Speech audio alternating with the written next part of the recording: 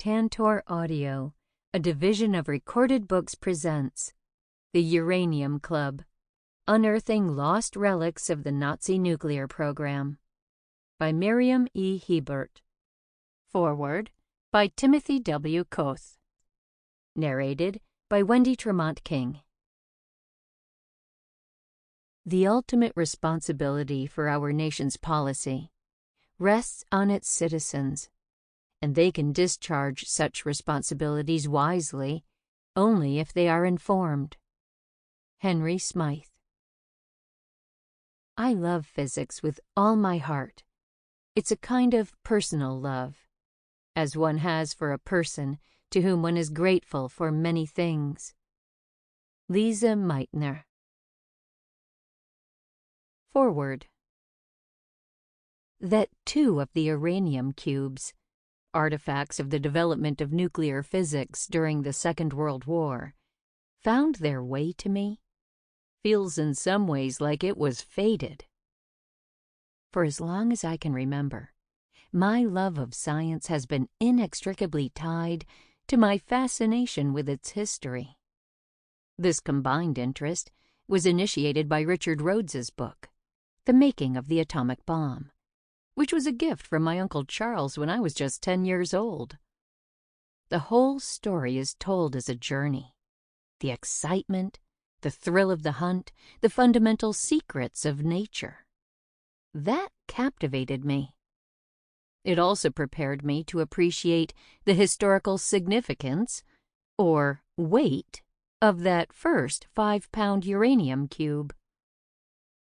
But the part I loved best as a boy was the science detailed throughout that text, and my fascination with nuclear physics only expanded from there.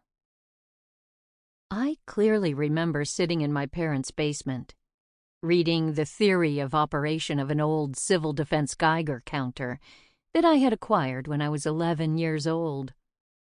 At that point, I understood little of what I was reading, but I slowly learned by picking apart pieces of the concepts that I didn't understand, and then going off and one by one figuring them out.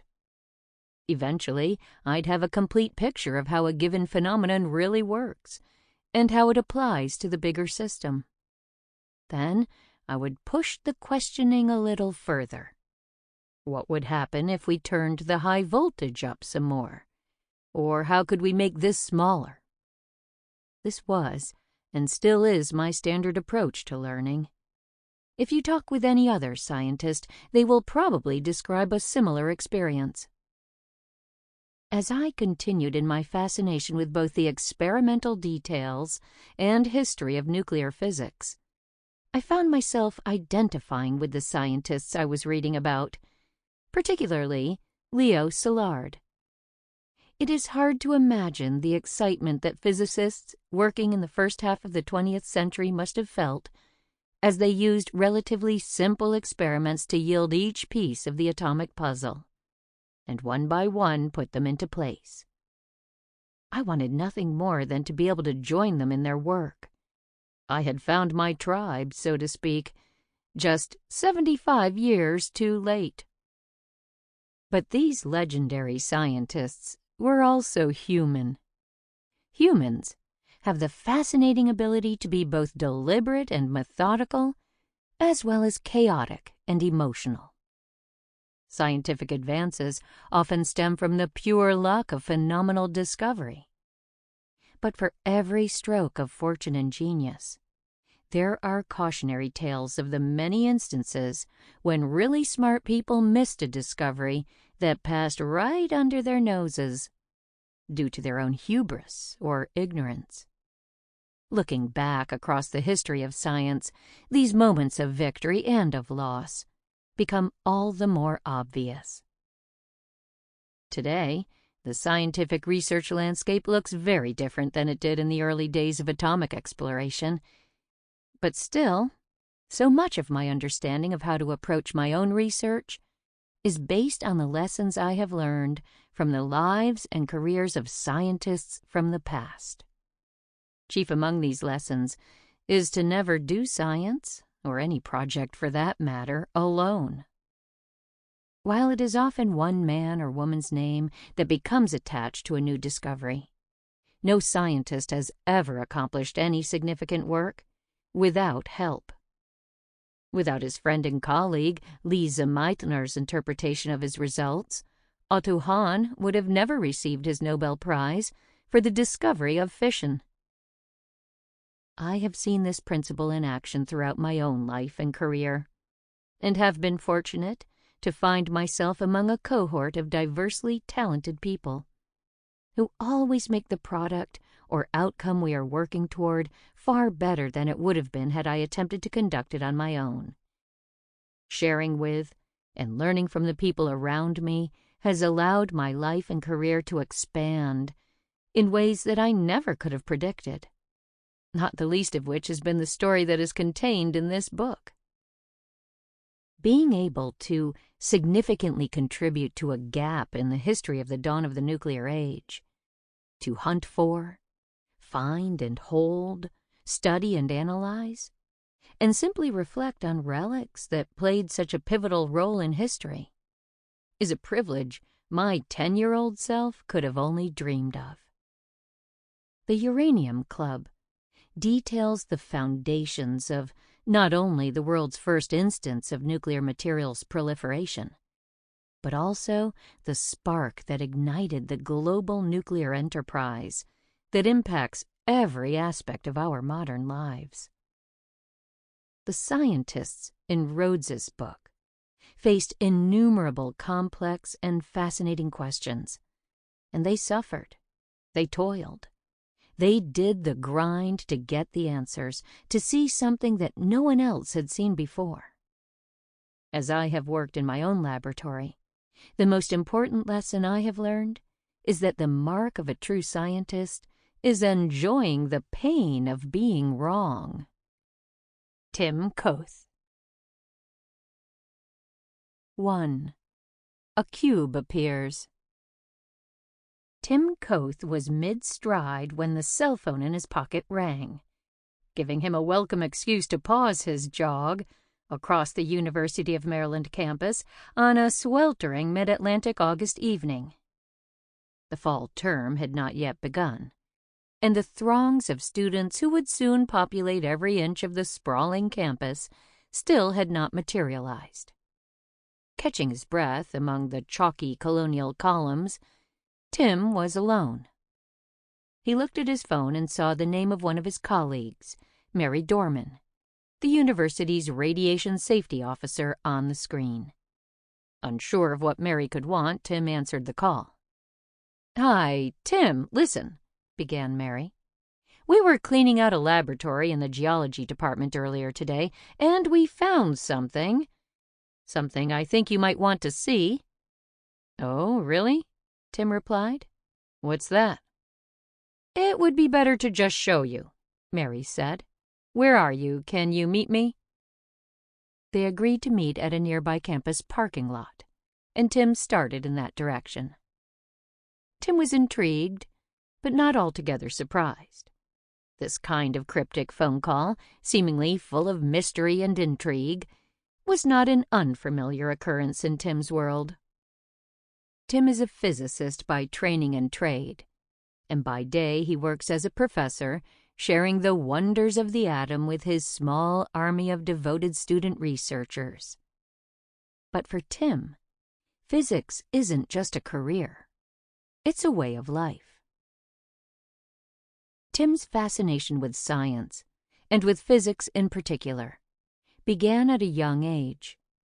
When he was 10, his uncle gave him his first copy of The Making of the Atomic Bomb by Richard Rhodes.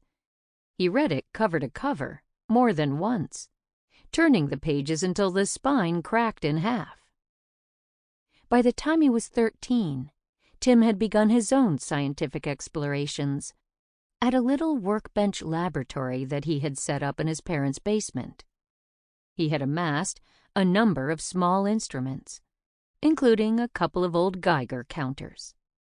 And after school one day he set out through the hallways of his former grade school building, radiation meter in hand, to see what he could discover. At first the meter wasn't picking up much, But as he walked past the science classrooms, the sluggish clicks of the Geiger counter quickened. The clicks were fastest in the section of the hall that shared a wall with the science supply closet. He found a teacher who, seeing Tim's eagerness, agreed to let him investigate. Inside the closet, Tim discovered the source of the clicking. It was a small capsule attached to a thin rod, about the length of a pencil, that had been sitting in a cardboard tube jumbled among an assortment of beakers and Bunsen burners. Unsure what the object was, the teacher agreed to let Tim take it home. Tim didn't know what exactly he had found, but he knew it was far more radioactive than anything he had collected before. The dial on his Geiger counter had hit its upper limit when he had brought it within several yards of the rod. On the car ride home, in his mom's van, Tim held the rod away from his body, his arm outstretched, just to be safe.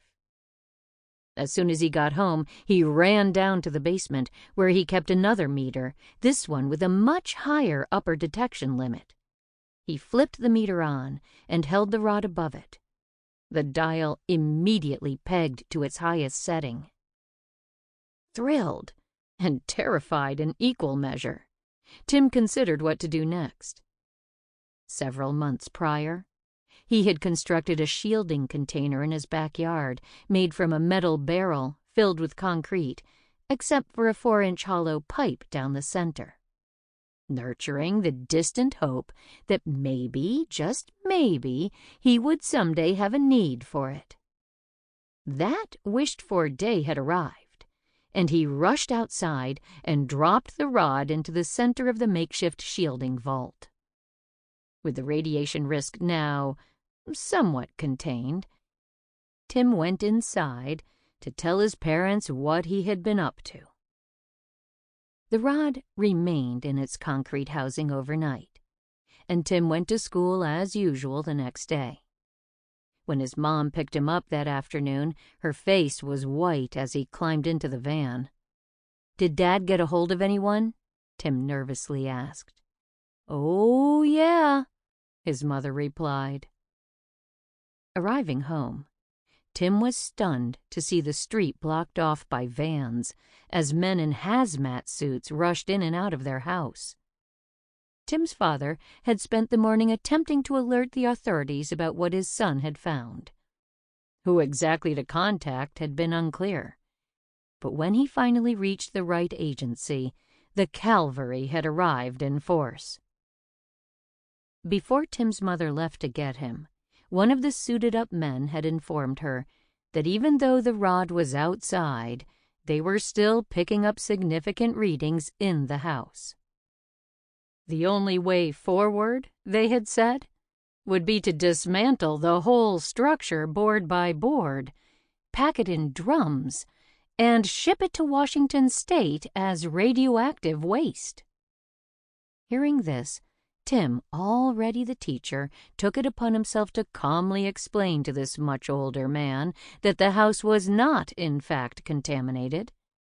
The meters were simply picking up radiation from the object outside through its shielding in the backyard. Eventually, the men in suits left, taking the rod, which they believed to be an old medical radiation device, with them. The event had created such a fuss in the neighborhood that young Tim and his discovery were profiled in the local paper. The adult professorial version of Tim is not all that far removed from the starry-eyed boy tinkering away in his basement. He still has a basement lab, though it is now much bigger and better supplied. Much of his spare time is spent in this lair, working to replicate famous experiments in the history of science.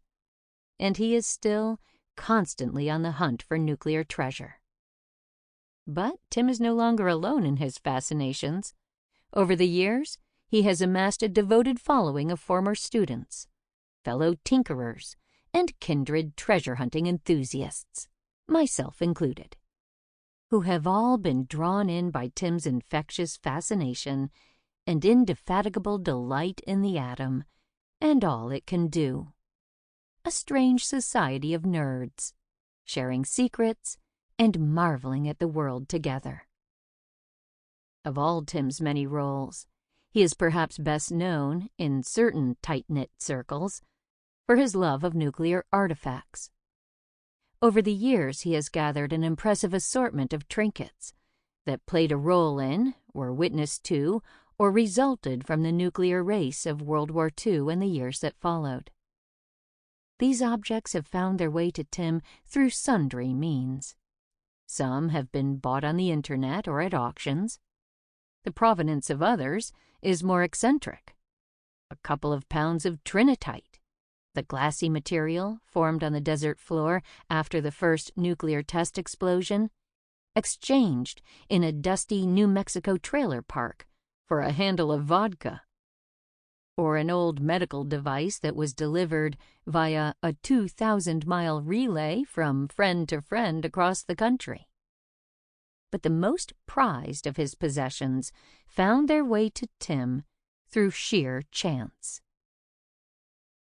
Tim had just completed his postdoctoral work at the University of Maryland when he was unexpectedly offered an opportunity to fulfill a lifelong dream.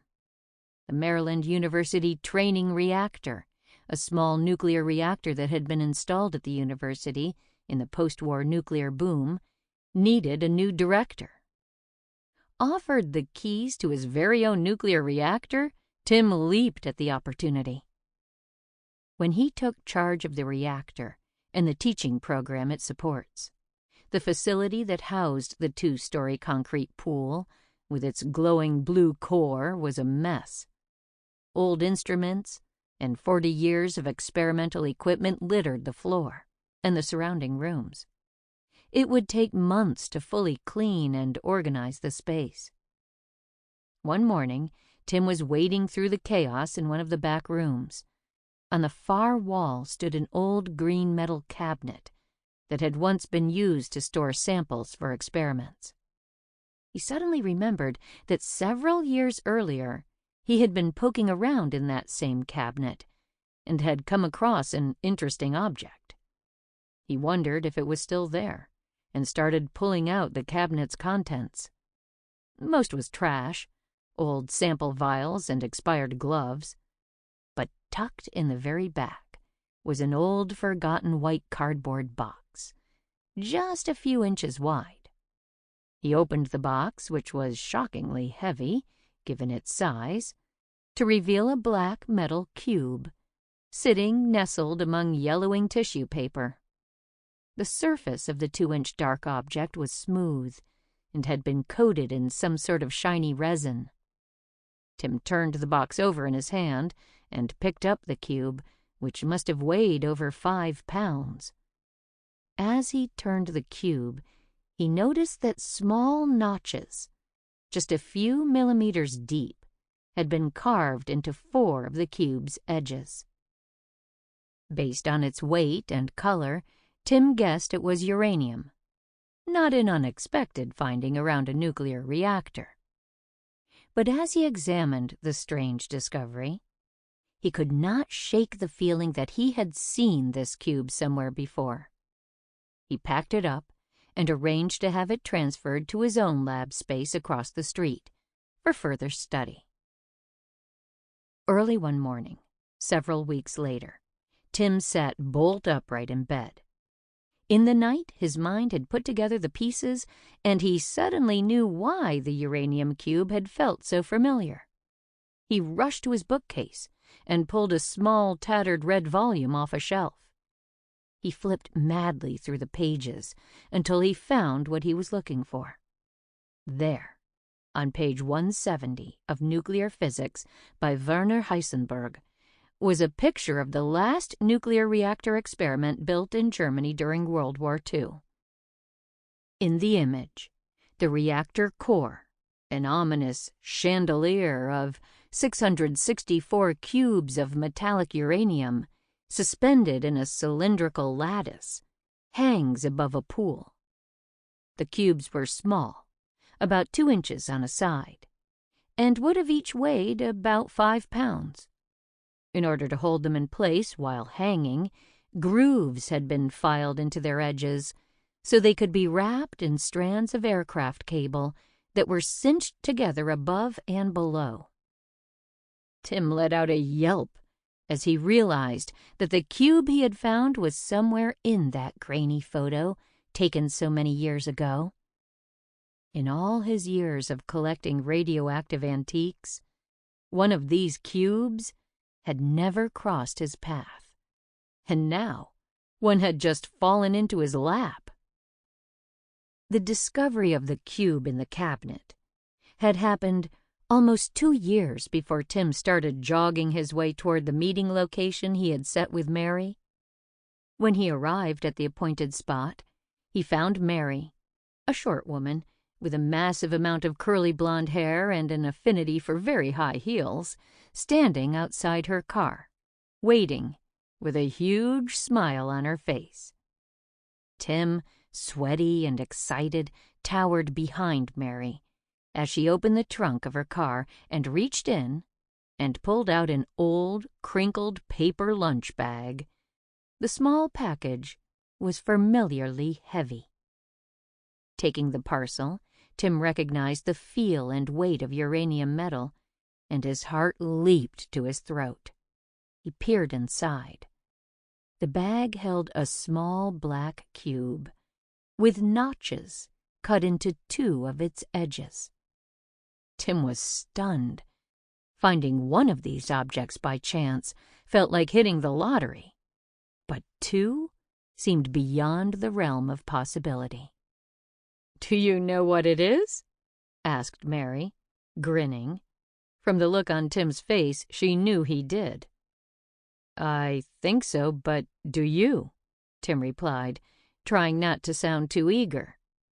"I have an idea. Do you want it?" Bursting, Tim answered, "Absolutely, if no one else wants it." "Happy birthday," said Mary with a smile. Tim took his new prize and headed straight to his lab. How this second cube had come to be in his possession, 70 years and thousands of miles separated from its original use, was a complete mystery. But unlike the first cube, whose journey from Nazi Germany to College Park, Maryland, was utterly undocumented, this one came with a clue.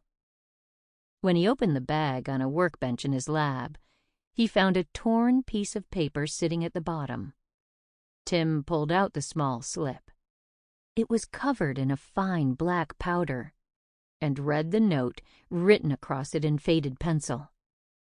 "Taken from Germany, from the reactor that Hitler tried to build. Gift of Ninninger." 2. Introducing Element 92. Uranium, the 92nd element on the periodic table, has an impressive scientific pedigree. It was first identified by Berlin chemist Martin Klaproth in 1798 in the waste rock of the Joachimsthal silver mines in Bavaria. Klaproth named the new element after the planet Uranus, which had recently been discovered by astronomers, and which itself was named after the Greek god of the heavens. With few obvious uses, the new element would remain in relative obscurity for the next century, until 1896, when Henri Becquerel observed that uranium salts, placed on an undeveloped glass photographic plate, would cause the plate to become exposed, as if to a strong light. The source of this unexpected radiation remained a mystery until the publication of work conducted by Marie Curie and her husband Pierre on another element, radium. Radioactivity, as the Curies named the phenomenon, is the result of an imbalance in the forces that hold the central nucleus of an atom together. The atomic nucleus is composed of positively charged protons and neutrally charged neutrons. Orbiting the nucleus are a third type of subatomic particle, negatively charged electrons. The number of protons in an atom of a given element remains constant. It is the number that gives an atom its identity. Carbon has 6 protons, gold 79, and uranium 92. Generally, one finds about as many neutrons as protons in an atom's nucleus. But that's not a hard and fast rule. For example, some carbon atoms have 6 neutrons, while others have 7 or 8. Atoms of the same element, but with different numbers of neutrons, are called isotopes. Neutrons and protons have essentially identical atomic masses, and different isotopes of atoms are classified by their total atomic mass, the number of protons plus the number of neutrons. Electrons have almost no mass and aren't included. Thus, the 3 isotopes of carbon are C12, C13, and C14. Within the nucleus of an atom, the positive charges of the protons cause them to repel one another, like matching poles on a magnet. The presence of neutrons, which are attracted to and sit between protons within the nucleus, allows the forces in the atom to remain balanced so that the nucleus remains stable. But this balance can be thrown off by the presence of additional neutrons, making the nuclei of some isotopes less stable than others. Radioactivity occurs when these less stable isotopes expel a particle or energy wave in order to become more stable, a process referred to as decay. This can be precipitated in some elements when the atom is hit with a particle or energy wave, but for certain isotopes of some elements, it can also happen spontaneously. There are several different forms of radioactivity, and the type of radiation emitted depends on the isotope in question and the mechanism behind its decay. Not all isotopes are created equal. The percentage of the total number of atoms of a given element existing as a particular isotope can be extrapolated from empirical measurements and vary considerably. Returning to carbon, for example, C12 makes up the majority, 98.9% of carbon in the universe, while C13 makes up 1.1% of all carbon, and only 1 in 1 trillion carbon atoms is C14. Despite its scarcity, C14 is, radioactively speaking, the most interesting. The extra neutron renders the nucleus of these atoms unstable, unlike their lighter, more abundant counterparts. More important, C14 spontaneously decays at a well-defined rate. Every 5,730 years, half the C14 present in a sample will have undergone radioactive decay to the stable isotope of nitrogen-14, N14. This is the functioning principle behind carbon dating. This period, over which half the original number of unstable atoms will have decayed to obtain a stable state, is referred to as half-life. The radioactive isotopes of some elements have half-lives that last only fractions of a second, while others can encompass millennia. Uranium is a much larger atom than carbon, and with its larger size comes a greater degree of instability within its voluminous nucleus. Because of its size, many different isotopes of uranium are possible, some found in trace proportions in nature, and some existing only within the confines of a laboratory. For the scientists studying nuclear fission and radioactivity in the early 20th century, only the 2 isotopes most often found in nature were of importance. Approximately 99.27% of all the uranium on Earth is U-238, while the remaining 0.72% is U-235. unlike carbon, for which some of the isotopes are. Sample complete. Ready to continue?